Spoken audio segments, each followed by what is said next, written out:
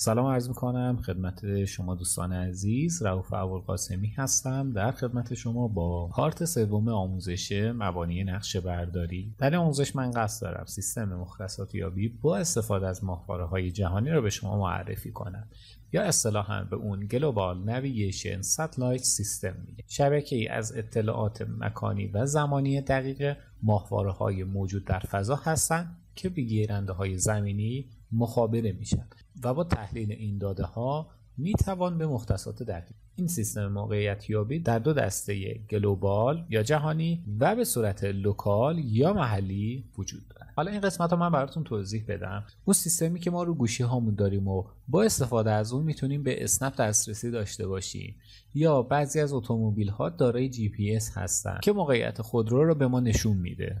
یعنی شبکه‌ای از ماهواره اطراف کره زمین وجود داره که دارن به صورت ریل تایم و در لحظه اطلاعات موقعیت مکانی خودشون را به گیرنده‌های زمینی ما ارسال میکنن. گیرنده‌های زمینی با تحلیل داده ها و فرکانس هایی که دریافت میکنند میتونن محل دقیق خودشون را تشخیص بدن. این سیستم در دو قالب جهانی که برای تمام جهان قابل دسترسی و استفاده هست و در سیستم لوکال که به صورت محلی وجود داره و برای یک کشور یا یک منطقه خاص استفاده میشه.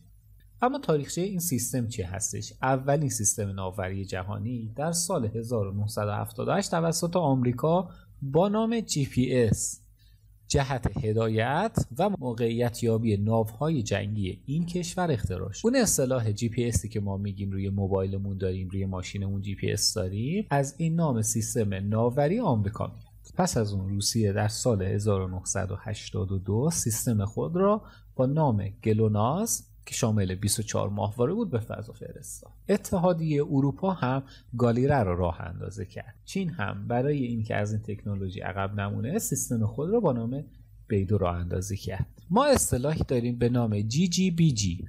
این GGBG از کجا میاد؟ اگر شما حروف اول این 4 سیستم ماهواره یعنی GPS، گالیله، بیدو و گلوناس را کنار هم بذارید به سیستم GGBG میرسیم که همون سیستم جهانی هست. کشورهایی مثل هند و ژاپن سیستم‌های خاص خودشون دارن که به صورت محلی از اونها استفاده. حالا که با مفهوم GNSS یا همون سیستم ماهواره ناوبری جهانی آشنا شدیم، بیایم کمی ریستر بشیم و دسته‌بندی‌های اونها رو هم بشناسیم. به صورت کلی میشه گفت دو مدل GPS وجود داره. GPS های تک فرکانس همونایی هستن که ما روی گوشی موبایل و در GPS اتومبیل داریم و از اونها استفاده میکنیم. دارای کمی خطا هستن، یعنی موقعیت شما رو نمیتونه کامل دقیقاً و با دقت چند سانتی متری تشخیص بده. ممکنه 1 تا 3 متر خطا داشته باشه. علت خطایی هم که در این سیستم های تک فرکانس وجود داره وجود یونهای خنثی در لایه یونیسفیر زمین هست که باعث میشه زمانی که این سیگنال ها به سمت زمین ارسال میشن با این یون ها برخورد بکنن و شکسته بشن و تغییر جهت بدن و همین عامل باعث میشه که دقت خیلی بالایی نداشته باشید. اما نوع دوم گیرنده های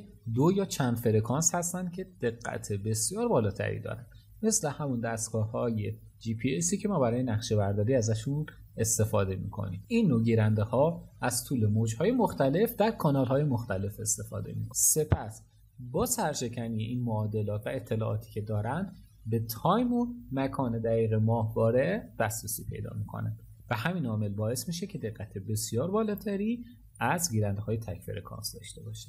امیدوارم تا اینجای آموزش لذت برده باشید. در جلسه بعدی در مورد دیتوم ها و سیستم بیضوی مرجع صحبت خواهیم